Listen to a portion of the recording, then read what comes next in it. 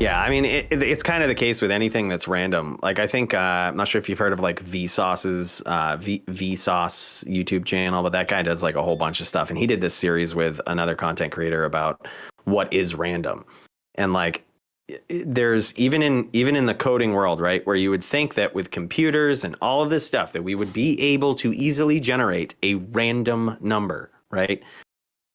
We're not. It's only seemingly random. Yeah, it's You just know what I out of mean? a It's only large group of seemingly random. numbers, and then Or and you then know, like, it goes to so for one. example, in the coding, right? Like, so if you're just a person typing code in, right?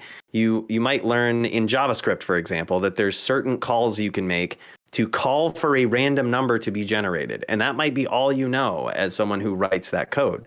But the person that wrote that program knows that you're going to be running this on a PC or some sort of computer that is keeping track of time. So it's going to have that method. It's going to use that method that you're just typing in, like math.random, right? But that random number call is going to reference something on your machine for a starting point. So at that point, you have referenced something that can be manipulated, and the number is no longer random. You know what I mean? So it's like, and that's what it boils down to. Like, even if you've referenced something that was not random, it is not random, and like it can be manipulated. And so it doesn't stop there. Like, a lot of those calls also reference other things to try to make things more random, but essentially they do the opposite. When you bring in more variables that you're basing it on, it's even less random. So yeah, so and that's how a lot of coding works, and I can almost promise you it's how it works in D2R. Like, all of these calls in the coding are referencing something, and they're saying, it might be, what time of the day is it? What second on the clock is it? What's this character's name?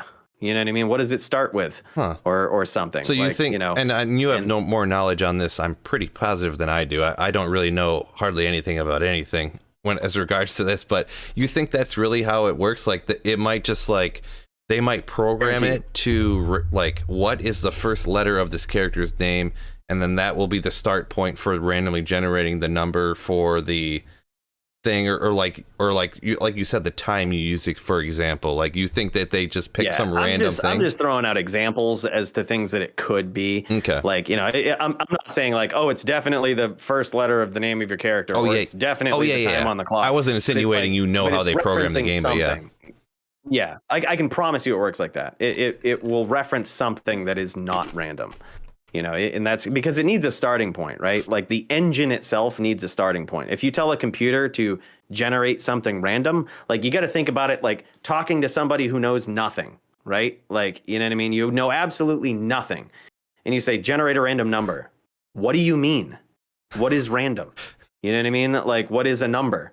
You know what I mean? So instead, if you're talking to a computer and telling it to do literal steps and steps and steps of things, you might have to tell it, hey, you know that number that you have stored on the computer here? Okay, take that, multiply it by 72, divide it by this, and then round that down to a number in this range that I give you. And that's what it's going to do. So it's like, okay, so I have this starting point. I'm going to do all of this stuff with that starting point, and I'm going to land it in that range. Like, that's what random is. I'm a computer, and now I know what to do. Like, so it needs a starting point, like something to go off from. And that's, unless eons of coding has evolved in the last few weeks, like that's how it works. Yeah. Unless they have some like high tech AI in Diablo 2, which obviously is not going to be the case. And a lot of times we won't know.